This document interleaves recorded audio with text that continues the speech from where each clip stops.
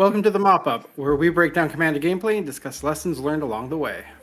And today we'll be checking out some of our own gameplay. So if you haven't watched the Bergie cedh game, check out wherever I put the link here.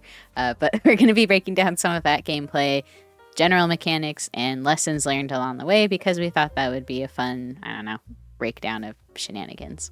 So today's episode, we're going to be talking about cedh for beginners, or talking about how somebody can jump into the format because it's admittedly daunting and very scary from the outside. Ash, you participated in the most recent Good Clan Commander. That was a cedh game. So I thought it'd be fun just to get your view on things, kind of poke your brain a little bit, and kind of get an idea for what it was like diving in. I'm gonna poke my literal brain. Extract brain. Joke's on you, you're not going to find anything there. Perfect. I'm going to throw these questions out there. It's just gone. You rip up the digital document. Okay. Questions. So, Ashley. Yes. Why Bergie? Well, Bergie Sanders kind of had the easiest win con from, I guess, when I was looking at the cedh database, because for those of you who don't know, there's a database of just really cool deck lists for popular, or I'd say, I don't even know, most efficient commanders, but for cedh. And so if you're not really comfortable with playing through, a deck that you didn't build yourself, or really just don't know how to build a cedh deck, I feel like it's really helpful just to go check out that list of everything. And then if there's a commander that kind of grabs your interest, it's really cool because every single deck list, I'm pretty sure every single one, has a primer and then different variations of the play styles that you can go with in that database. And you can just read the primers and try to grasp what the win cons are and stuff for that. There was a couple of different commanders that I think where I was a little daunted by because I didn't feel like I really understood how to set up the combo or necessarily how the combo worked. But with Bergie, I was like, this makes more sense because it's Aetherflux Reservoir is a card that I've lost a lot of times too. So I was like, right. I could wrap my head around this. And then maybe it sounds a little irresponsible and lazy, but I was also like, okay, I'm not playing blue, I'm not playing black. And I feel like those are kind of the primary colors for if you need to have interaction for stopping someone from winning. So I felt like if I was playing Bergie, I was like, I don't have to worry about not understanding the combo or if my opponent's about to win because yes, I may have some interaction, but chances are my interaction isn't going to stop someone from winning. So that was another piece of it. I mean, that is very valid and smart for a first-time game. I think something else people have to remember too with cedh is there's a lot more of a meta to it. I mean, there's obviously meta to more casual commander. You have your staples, but in cedh, there's really kind of avenues you go down that have been kind of tried and tested over the years, and it's a lot nicer to be able to kind of pick one you enjoy and kind of work within that. And I think choosing Bergie, choosing Mono Red, I think probably sets you up to really kind of grasp what's happening versus maybe something a little more complex.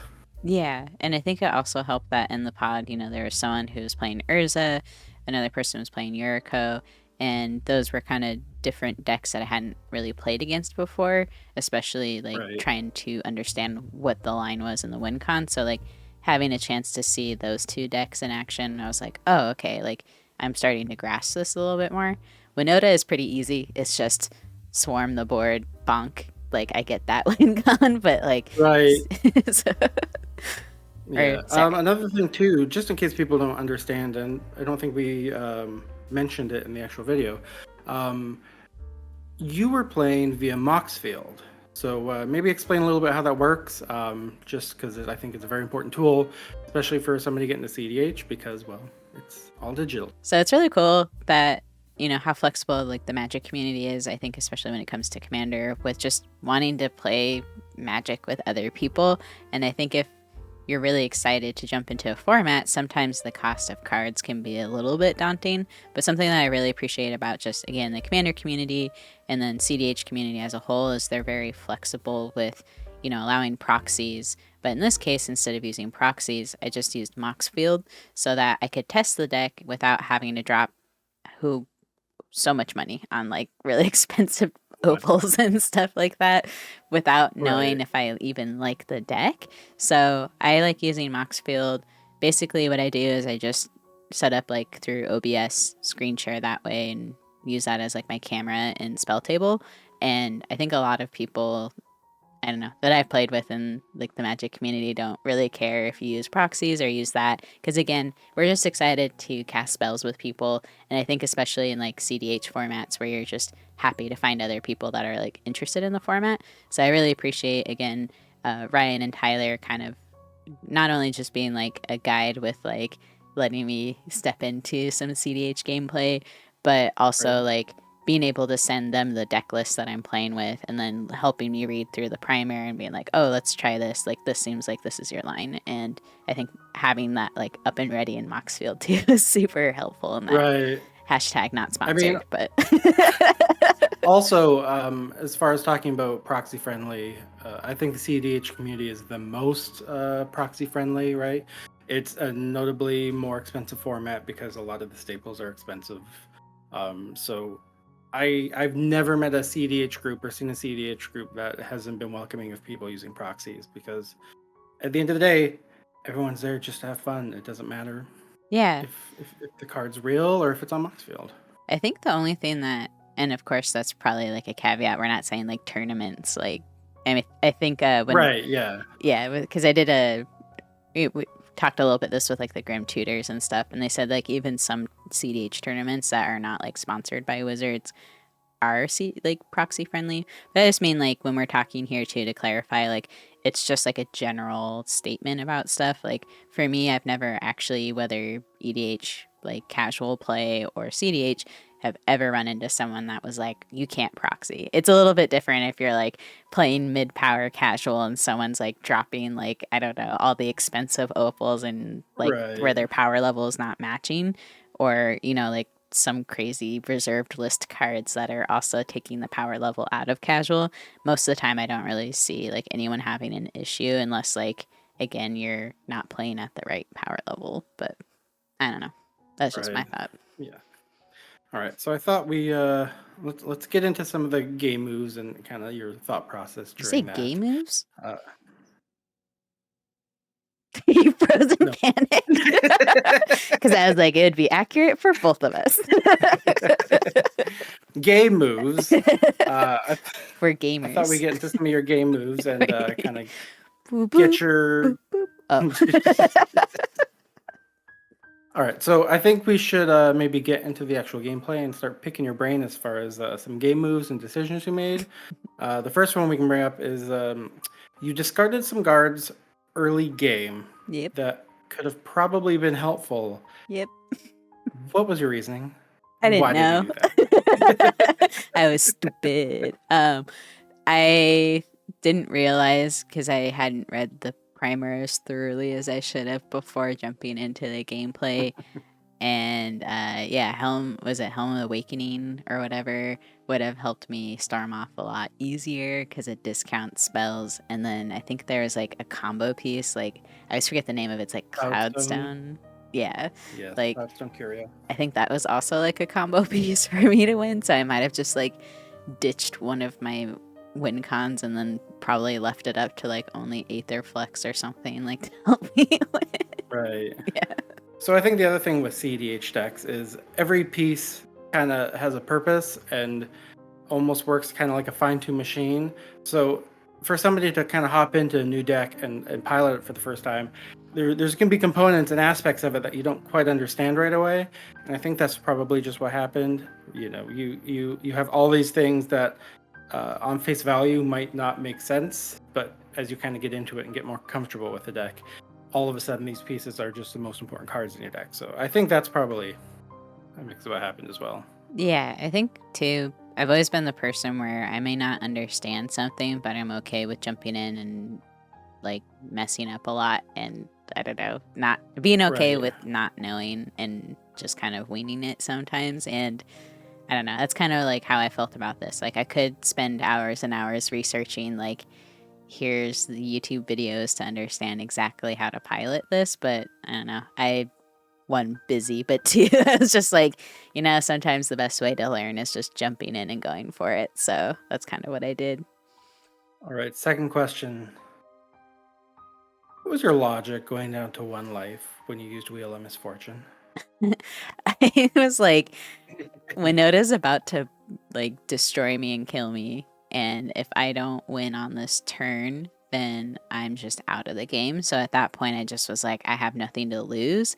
And I wasn't anticipating everyone else wanting to keep their hands, just because I think it was Ryan that had been missing land drops and stuff. So I thought like maybe wanting to get into like ramp or other things would be like incentivized for them to like wheel away stuff.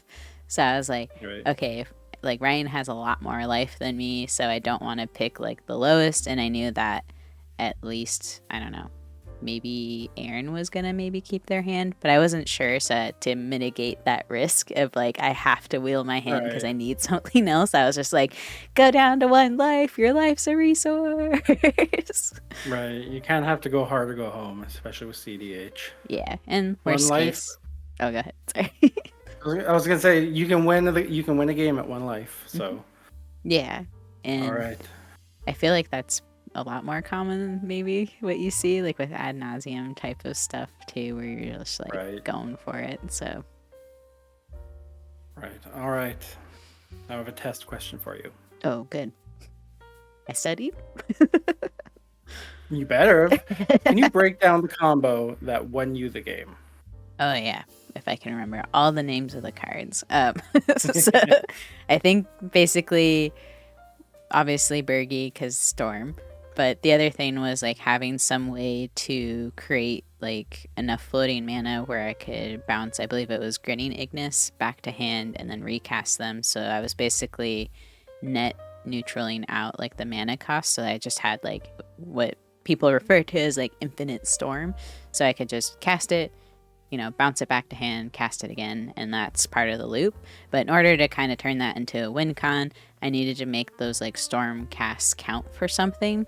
And so part of like what helped me get to the point where I could filter through to get Aetherflux Reservoir, which is how I could turn those storm casts into damage that would be dealt, because I'd be gaining life, and then because of that, I would eventually gain enough life to deal 50 plus damage to each opponent, or however much damage that's needed to win.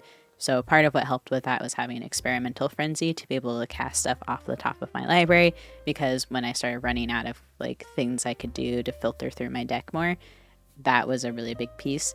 The other aspect of it is Sensei's Divining Top, being able to cast that, keep my mana like net neutraling itself, and then I think it was like Burning Right Sage or something like that. I can post the card here too for reference. Yeah. Yeah, but that was letting me scry. So whenever I was casting like the Sensei's Divining Top, I could just move the card that wasn't Aetherflux to the bottom.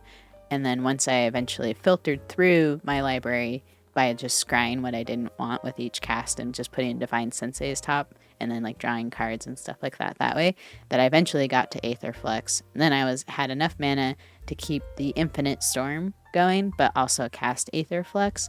And that's like where all that came together. So Right, because if I'm sure we'll have it up on the screen, but Aetherflux reads essentially you gain one life every time you gain a spell, but every time you cast a spell, but every time you cast a spell, you gain life for every spell you cast. So it just kind of builds upon itself, and then at the 50 life threshold increments, you can essentially just blast someone down 50 life each time, and that's pretty spicy. it leads That's a to win con, fast I victories. understand.